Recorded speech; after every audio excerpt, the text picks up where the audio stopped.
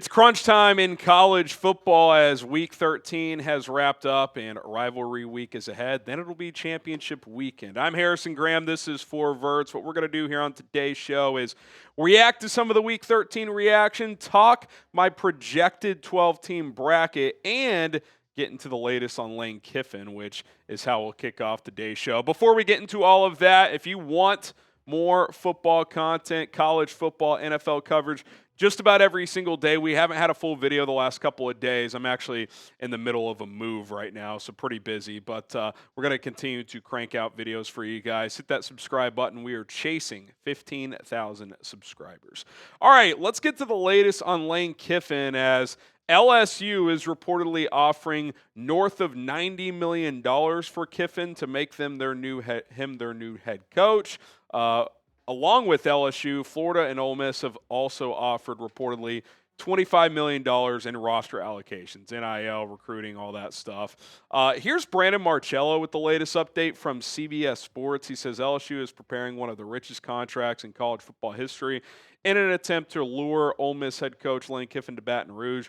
A person familiar with the discussions tells CBS Sports the deal is believed to be for 7 years and worth as much as $98 million. It includes a significant promise that would make LSU competitive in revenue sharing and NIL, the source said. A 7-year deal averaging $14 million per year would make Kiffin the highest paid coach in college football. Now, the Ole Miss athletic director couple days ago, kind of in a joint statement that Lane Kiffin chimed in on Twitter, basically said, hey, we're focused on Mississippi State. Lane is going to coach the Egg Bowl, which is next Friday, and then a final decision would be made Saturday. Now, the initial reaction to that is kind of, okay, does that mean he's going to coach the Egg Bowl, then you guys are going to part your ways? Or, with Lane Kiffin being who he is this all just kind of some long con play of like, yeah, I'm going to drag Florida along, I'm going to drag LSU along, and I'm going to coach the Egg Bowl and then just sign an extension with Ole Miss after the Egg Bowl instead of before the Egg Bowl, just because that would legitimately be hilarious. I actually think the funniest outcome, which I wouldn't say is likely, but I wouldn't rule it out either, is Lane Kiffin turns down LSU and Florida, and it certainly sounds like LSU is ahead of Florida at this point, signs an extension with Ole Miss after the Egg Bowl, and then after the college football playoff draws NFL interest, which I believe he would, and then bolts to the NFL. Would that not be like the most Lane Kiffin scenario of all time? He just kind of runs this circus. I'm staying at Ole Miss after all. Oh, actually, the Tennessee Titans want me, and yeah, I'm just going to bolt to the NFL and go live in Nashville. That would be a pretty funny outcome if that's where this heads. If he doesn't go to the NFL, my gut still tells me he's staying at Ole Miss, but $98 million from LSU, that's certainly a pretty big offer. What say you? Where will Lane Kiffin coach in 2026? If you had to predict it right now, who do you think he's coaching next season? I guess I'll say Ole Miss, but I think the word guess is appropriate. I don't have a great feel for this one when I normally do have a pretty good feel. All right, I do want to get into some Week 13 reaction as the playoff picture is starting to round into form a little bit. Oregon taking care of business against USC. It's kind of been the story of USC's season. They're certainly much improved. Jaden Mayava is a pretty good quarterback. They have some pieces offensively, but especially on the road, their defense just does not hold up. Dante Moore has a huge day without his top three receivers. I do think Oregon is kind of rounding into form the last few weeks. They get that gutsy win at Iowa. They smack Minnesota, and then they just handle USC. They play UCLA next week. They win that. They're obviously a lock to make the college football playoff. For USC, they are now out. But if they could beat UCLA next week, I think I just said Oregon plays UCLA. USC plays UCLA. Oregon plays Washington. If USC can beat UCLA, then 9-win season, win a bowl game, get to 10 wins. That would still be a good year, but still not a playoff team under Lincoln Riley. Why was I saying Lane Kiffin? Lincoln Riley, 4 years in. Okay, Oklahoma, defensive masterclass. I'll tell you what, Brent Venables leaves something to be desired, but one thing you can't dispute, he is an elite defensive coach. I mean, Oklahoma, my whole life was like offense, defense optional. They're kind of the opposite now. Their defense is awesome. Their offense is kind of, John Mateer is going to make some plays, but I don't love their skill talent. They just swarm Bo Pribula in Missouri in a 17-6 win. And now OU's 1 win away. If they beat LSU, they are in the college football playoff. And after that Texas game, you're like, man, I don't know if this is going to work out. Well, now they beat a LSU team that barely just beat Western Kentucky. They're going to be in the CFP. So good for Venables to figure things out. That defense is awesome. And if they play defense like that, I don't know if they can win a national championship with their offense, but they can win a game or two depending on the matchups. Texas takes care of Arkansas 52-37. Arkansas scored 2 touchdowns in garbage time, so it was 52-23 with like 8 minutes left or whatever. Texas has kind of a funky resume. They're 8-3. They do play Texas A&M next week. If they were to win that game, there's going to be some debates and discussion about whether or not the 3-loss Longhorns should get in. Kind of like Alabama last year, who was 9-3. Flawed team, flawed resume, but had a couple of notable wins, which Texas would have. So, if they can beat undefeated Texas A&M on Black Friday, at least they put something on the College Football Playoff Committee's mind. Now, the bubble is pretty crowded right now. I don't know if that would be enough to get into the CFP, but it at least gets them into the discussion if they're able to pull it off.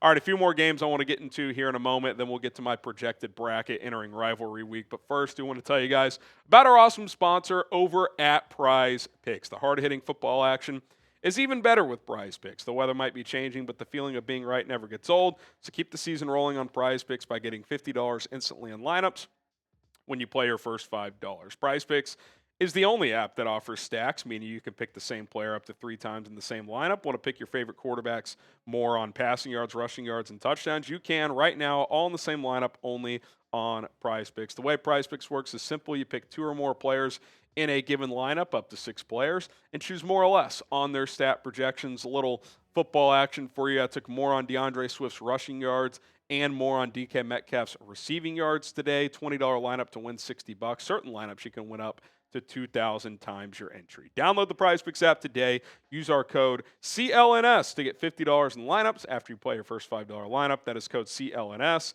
to get $50 in lineups after you play your first $5 lineup. Prize Picks, it is good to be right. All right, this was a big result in the ACC. Pittsburgh 42, Georgia Tech 28.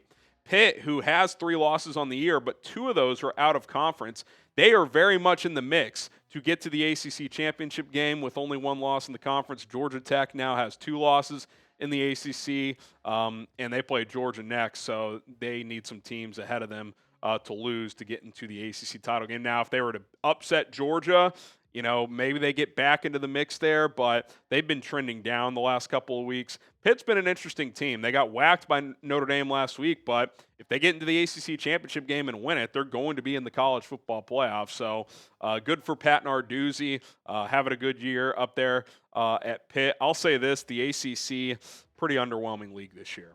This was maybe the wildest game of the day that I don't know if anybody watched. I caught the end of it. Number 12, Utah, 51, Kansas State, 47. Utah has a legitimately stingy defense. Kansas State ran for 475 yards. I mean, it's one of the weirdest games I have ever seen. But Utah, who's on the playoff bubble, found a way in the end to get it done. Devin Dampier, 4th and 1.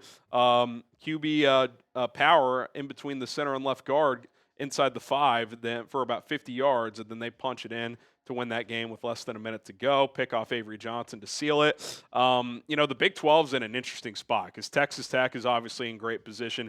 BYU, who we'll get to in a second, won last night, and Utah is right there on the cusp as well. I'd be surprised if the Big 12 got 3 teams, but I think 2 is very much on the table with how this committee has liked them and just where they currently sit in the rankings. Speaking of BYU, who does have the head-to-head over Utah, they took care of business at Cincinnati 26-14. So if they're able to take care of business next week, we're looking at a Texas Tech BYU Big 12 championship game, which would mean the winner of that's guaranteed to obviously make the CFP, but the loser in decent position as well. So that is going to be very, very interesting. I think the Big 12 is in a much more position of strength in the ACC this year, and last year was the opposite. So that is something to monitor. Okay, here's my projected bracket for this week. No changes in the top 4. I think actually across the board, it might be the same as last week. No, the one change I made, I flipped Oregon and Ole Miss because Oregon beat a ranked USC team. Ole Miss was off. I think their resumes had been pretty close, so I'll give Oregon the nod as the 6th seed now. Ole Miss falls to the 7. Doesn't really matter. If Ole Miss beats Mississippi State, they're in great position, obviously, as is Oregon if they beat Washington this week. Tulane got the group of 5 nod last week, but you're kind of on a collision course. If they win next week and North Texas wins next week, I think the winner of the American Championship game of those two teams would get in. They both would have stronger resumes than James Madison. So JMU is going to need kind of some chaos here in the last week of the regular season, in my opinion, to have a shot at the CFP. Now, there's some bubble watch games to keep an eye on this week, and we mentioned Texas earlier. You want the chaos scenario? Root for Texas to beat Texas A&M because there will be a lot of discussion about the Longhorns, especially with the Vanderbilt. What if Vanderbilt beats Tennessee and Texas beats Texas A&M? Vandy would be 10-2, Texas would be 9-3, but Texas has the head-to-head, and one of their 3 losses would be Ohio State in the non-con. So would this committee punish Texas for playing Ohio State? Because Vanderbilt did not have a game of Ohio State's caliber in the non-conference. So that would be an interesting debate.